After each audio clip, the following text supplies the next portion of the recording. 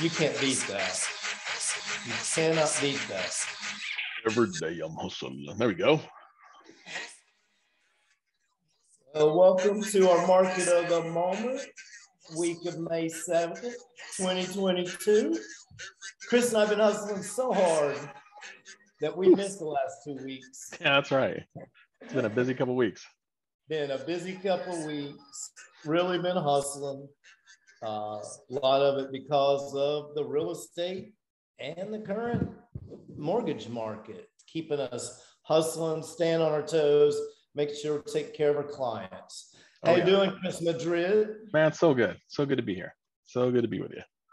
And we got another lovely stormy day. It seems like it's a gloomy day in North Texas. Every Thursday we get together, it calls for gloomy, overcast, rainy, or icy weather, it seems. But anyway, we're here. We're going to update you on the market.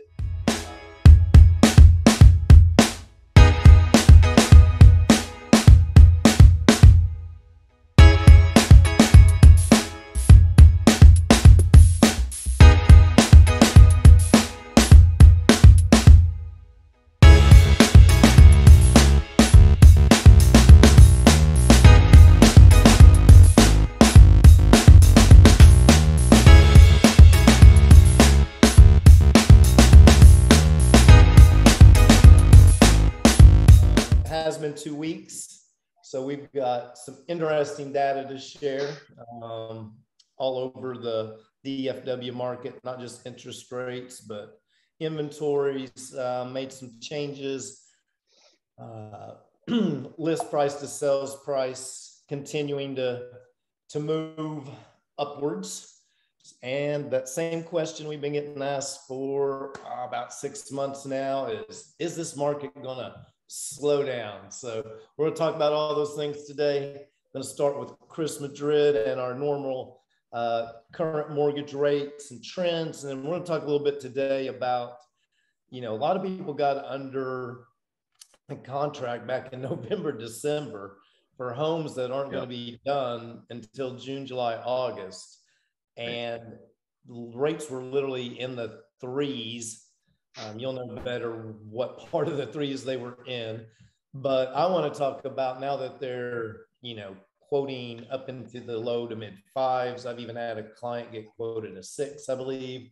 What does that mean? What should these people be doing, looking for, preparing, and those things? But first, let's get to what's our rates looking like today? Yeah, current mortgage rates, man. We are pushing 5.4 to about 5.8, if you can believe it. Right now, again, that lower 5.4 range, of course, is you're paying, paying at least 1 point or 1% of your loan amount, one discount point, right, to essentially lower your interest rate. So again, like we've talked before, points are essentially interest that you're paying up front to then have a lower rate over the life of the loan. So given the current market, 1 point is probably all of it that we're recommending customers to pay, right?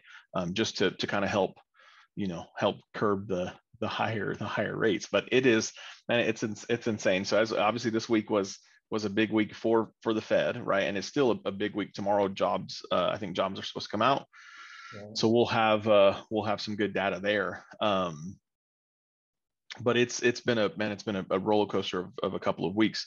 The Fed came out as expected yesterday and obviously hiked the federal funds rate by 50 basis points. So again, that's not, you're going to hear, online or from the media or from other lenders or what have you, that, hey, mortgage rates are going up 0.5%. And that's not necessarily the case, right? So we want to provide accurate information and not these scare tactics that a lot of mortgage companies and lenders utilize. But yeah, essentially the Fed did bump the federal funds rate by 50 basis points the first time, right, in like 22 years. Yeah. But it was absolutely anticipated, right? We knew this was coming, so it wasn't like a shock. But of course, they also said that they're also going to be increasing probably another 50 basis points at the next 2 meetings, one in June and another one coming up in July.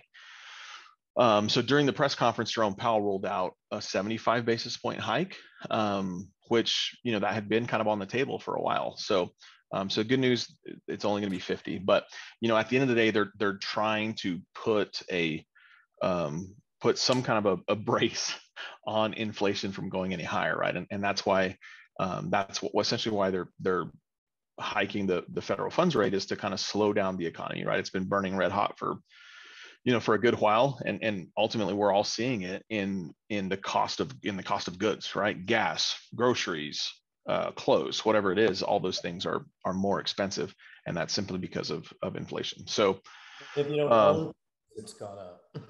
Well, yeah, the price, the cost of, the rental market, cost of homes, what it costs to build a home now is more expensive. So, so that's, obviously that's everything that's going into this type of a discussion when they do this, is they're taking all those factors in. Now, the Fed also laid out their balance sheet reduction plan, and this is another big component that will absolutely impact mortgage rates, right? So starting June 1st, the Fed will be reducing their balance sheet by 47.5 billion to 30 billion in treasuries, and about 17.5 billion in mortgage-backed securities. They'll continue to do so each month through August, and in September, those figures will double, where they'll allow roughly a $95 billion or $95 billion to run off to 60 billion in treasuries, and about 35 billion in mortgage-backed securities. So like we had, mentioned before, the Fed was purchasing mortgage-backed securities to keep interest rates artificially low, right? So, moving into our next slide here, we can see how back in February, this is the 4.5% coupon of mortgage-backed securities, and back in February, we were looking at roughly a 105 on this specific coupon, right? And we can just see how it's essentially trended from March 7th. We started to tick downward. End of March, right? That started to tick down even more. April, May. So mortgage rates back in February were in the 3% range, right? You can probably still get something in the low 3s to mid 3s, right? If you were looking to purchase a home then, or lock in a rate.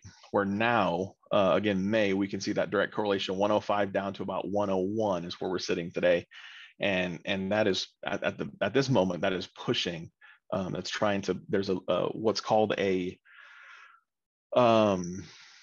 there's a little threshold there. You can see at that 101 line where it's trying to push below that, and it hasn't yet. But if it does, we can, that'll definitely move things even higher. So again, this little trend here is, we can see that as it goes down, right, in value. So essentially there's a coupon there that's going down in value. Mortgage rates are going up. So don't get confused by like, oh, well, this is going down, mortgage rates should be going down. No, this is a value, right? The value here is going down, which means now the cost is going up. So 105 down to 101, rates went from 3% to, we're pretty close to 6%, right? There's still, you'll find some options in the mid fives to higher fives. But what I'm seeing here locally in the market is most mortgage companies are at 6 or over 6 already, right? So that's a little bit of an indicator there. It will, it will get, I think it'll get worse before it gets better. We are still, projecting a potential, recession end of this year, early next year. And with recessions come lower mortgage rates. So going back to what we were talking about earlier, if you're going to buy down your interest rate, if you're going to pay points to get a lower rate, our advice is around 1% is what you should be committing to getting a lower rate, or none at all, right? If you're fine with the interest rate at no points, stay there, because again, we'd be looking to then have a conversation next year about refinancing you to a lower rate. So those are some of the key components. Now, our next little topic of discussion is what should our customers do that are currently under contract or are going to be getting under contract on a new build. So I think for the most part, builders have now they're not caught up, but they have been put in a better position to be able to project or give us a good indication on how long it's going to take to build. Right? Last year we were hearing 14 to 18 months. Right, is what it's going to take. And this year, I think we're back down to kind of the 10 to 12 Or, man, I'm talking to some builders here locally that they're building specs, right? So they're building new homes, getting specs, and they're not even getting those suckers under contract until 2 months before it's going to be done. So it's just a completely, man, it's a completely different market than we've seen in the past. We've been super busy with our long-term rate lock options, right? So, y'all, just as well as we're finding out that, not all mortgage companies are created equal. I think I did a video on, I don't know, TikTok or Facebook or something, just, again, giving that same message. Most builders lenders, they can do a 90-day, maybe 120-day rate lock. And some can even do that, right? I think y'all had talked to one of your clients yesterday, where I think the builder's lender can do 60 days or something like that max. So having a conversation with a lender that has the ability to go longer, we can do a 360-day rate lock on a lot of the new construction. So having those conversations, with a lender that will allow you to do that. And then, man, essentially there's no risk, right? Because you lock in an interest rate today. If, let's just say that in a year rates plummet, right? Rates drop back down to the 3 or 4% range, then we have the ability to then renegotiate your rate to a lower option. So you're protecting yourself from further increases, but then you also get the benefit of a downside if there's one. Yeah, I mean, that sounds pretty much like a great opportunity if you could lock in something now, not foreseeing what's going to happen in 365 days. So, yes. All right, so let's move on and let's take a peek at what's going on in the real estate and housing market. So it's been 2 weeks since we've looked at this. So, want to remember that. As we also look at this, let's remember a healthy market has that 6-month supply of inventory, which I don't think I've seen ever in my real estate career of 7 years. I don't think we've had a 6-month supply here in DFW area, but we'll talk about some of these things, how they relate, and how they may relate to interest rates and what's going on. But here in Collin County, we are now up to nearly 10% over list price to sales price. That means we've got, and that has gone up a full 1 percentage point over the last 2 weeks since we last met. And I think the last time we did our report, it jumped 2%, almost 3% from the week before that. So there for a while, we got to about 102, 103% over here in Collin County. Now we're at nearly 10. I've been running a lot of tax appraisal comps in Collin County this last week as the tax appraisals came out in Collin County, and nobody is happy. Everybody would love to sell their house for $1.4 million, but nobody wants to pay under $800,000 in taxes on it, which I understand. But when I've been running these comps, also running them for listings, you're still seeing a 20% outlier out there somewhere. Generally, somebody's come in and paid 20% over list. Now, sometimes that has to do with strategically pricing the home, but still, if you are a buyer, your buyer's agent should be running numbers. And if you are absolutely wanting a house, which most likely you are in this market, because there's probably one out there for you to get, you need to, I would be advising you in Collin County to be at this. If it's telling me the average is 9.5, if you really want this house, I'm going to encourage you to probably offer 11% to 12%. And that's giving you information that you very well may lose this competition to a 20%, but unless you're willing to do that. So anyway, 5 days on market stayed the same. We've had this conversation before. That's basically a Thursday through Monday and getting something on the market and under contract. So it can't be much shorter than that. And here's where things for me start getting a little bit interesting. I think some of the things Chris talked about earlier, it shows up in this data. And that's why I love doing these reports, is it ends up the data supports everything we say. But in Collin County, we're up to 0.9 months supply, nearly a month's supply, which we haven't been at since we've started this. I think we've been at half a month for a while. That's up 0.3 tenths of a month. So anyway, to me, that tells me buyers, or let's see, sellers are getting in their new construction that's coming on the ground and closing and listing their homes, which is bringing more inventory. So that's telling me that the builders are catching up a little bit, getting some things closed. I know when Amy's talking to builders every week as we're looking for construction for people, most builders are saying August, September, October, they're expecting to start getting more sticks on the ground and things going. So we did talk earlier, Chris and I don't know if we mentioned it, had the lockdown in Shanghai.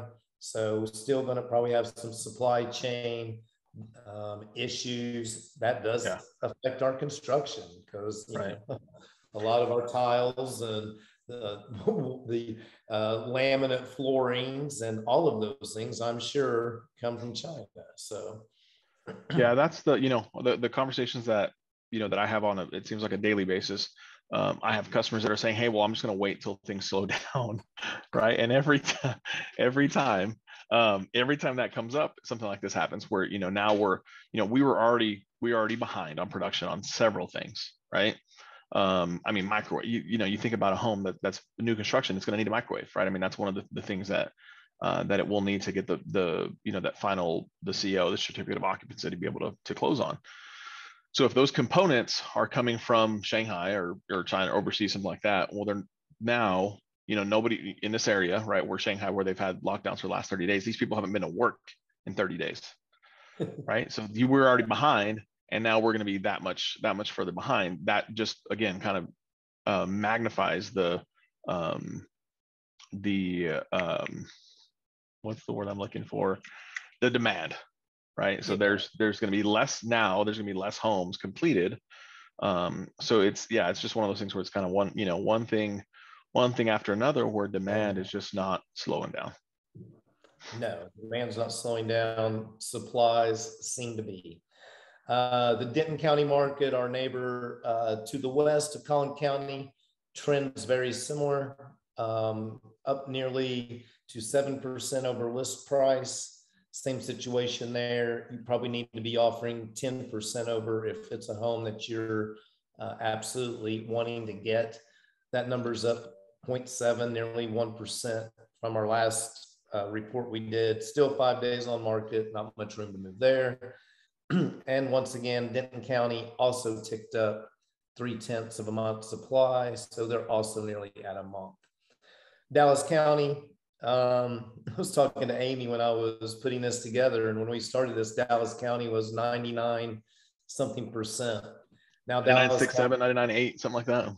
Yeah. And now Dallas County's nearly 4% over list price to buy. 6 days on market, and its supply also ticking up.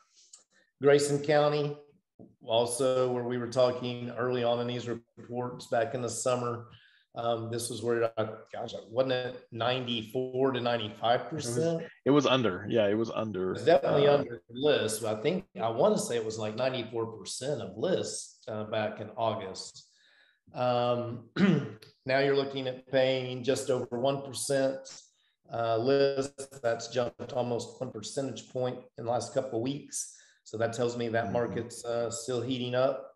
7 days on market, that's down 4 days. That was at 11. So that tells me people are getting more aggressive with their offers in Grayson County. So obviously the sellers, when buyers get more aggressive, sellers get more aggressive on accepting them early and not waiting till Sunday night or Monday to make a decision. And this is our probably largest supply is in Grayson County, which is probably the only reason why it's not at 1.4 or 104% over, is because they have a little more supply in that rural county. Yeah. All right, looking at Tarrant County, like Dallas County, when we started, it was also right around the list price. Now it's up to 5% over list, but up the full percentage point Man. in 2 weeks, 6 days on market. And once again, their supply ticked up a little bit. So, I don't know if it's spring coming that time of year. Obviously, we talked 2 weeks ago. That was the best week. Best on the list. Statistically to list. Obviously, folks, we're getting ready for that. We've got one that went on the market at noon today. We got another one going on the market tomorrow. So the Oldham team, thankfully, is helping with some of this data. So, for sure. Parker County out west of Fort Worth was also was trending a little under list, is now over list. Its days on market's down 8 days, went from 19 to 11, and a 1.6 month supply. And then we've been adding Rockwall County, nearly 4% over list in Rockwall County. That climbed a full percentage point, 7 days on market there. So once again, buyers getting more aggressive, leading sellers to take offers quicker. And you got a 1.4 month supply in a Rockwall. So I want to talk a little bit about inventory. We've talked about it before. Well, we'll share some hard data on it today, though. So this was a report came out. Who did this come out by, Chris? Do you know? Man, I can't remember. I'm sure I can find it if I dug a little bit. But no, I'm sure this is either NAR. Yeah. Okay. Yeah, National so this Association. Was the marked existing home inventories. This is a 5-year increments. And so you could see in 2007 when we had the housing bubble that so many people asked me about every single day. Yeah. Are we in a housing bubble? Are we in a housing bubble? Are prices going to drop, as you said? And the answer is no, no, no, no. I would say if you bought today at 6%, you're probably making a very good financial investment. I mean, I know the 6% hurts. I know the price of the home hurts, but I still think it's a great investment, because when we get to the bottom of this chart, we're going to see how long it could take to catch up. Anyway, you go 5 years later, and the existing home inventory was at 2.32 million. Go to 2017. This is a few years after I got into real estate. We had dropped to 1.8 million or 1.80 million. And then today we are under a million with existing home inventory.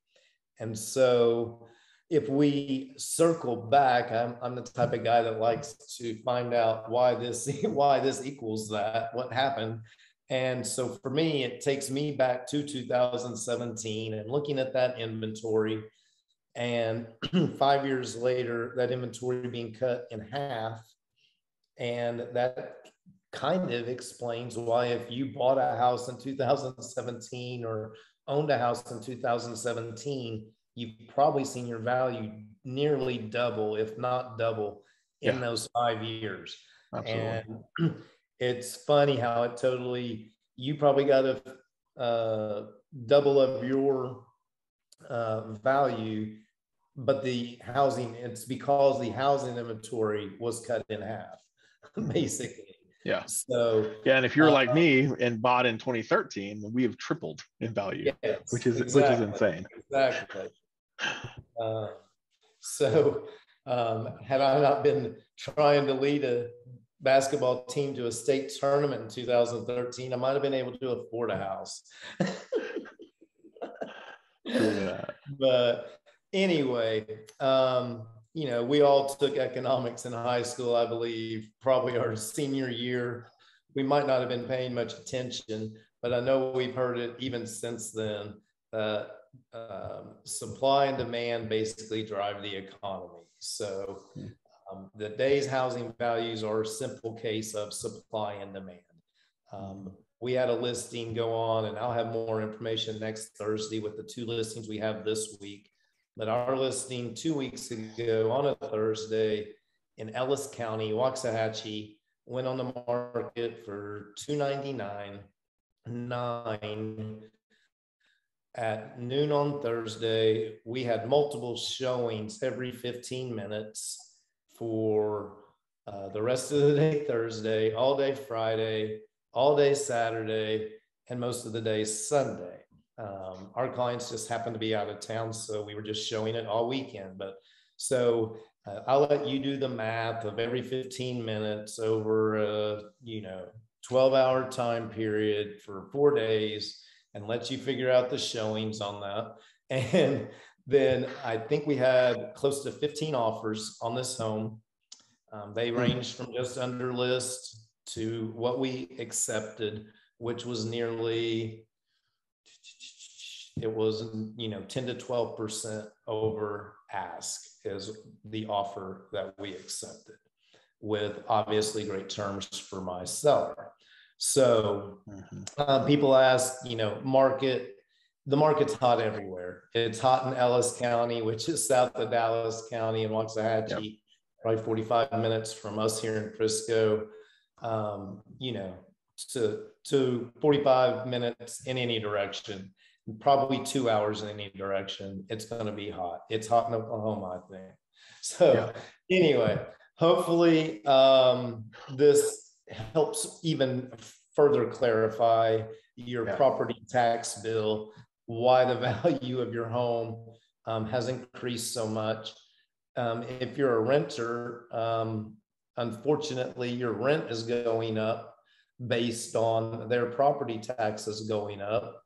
I had a few people contact me, about their rent going up a couple $100. And when I looked at the home they lived in's property value that went up, they're really not even making that back as the landlord. So anyway, anything to add to this, Chris?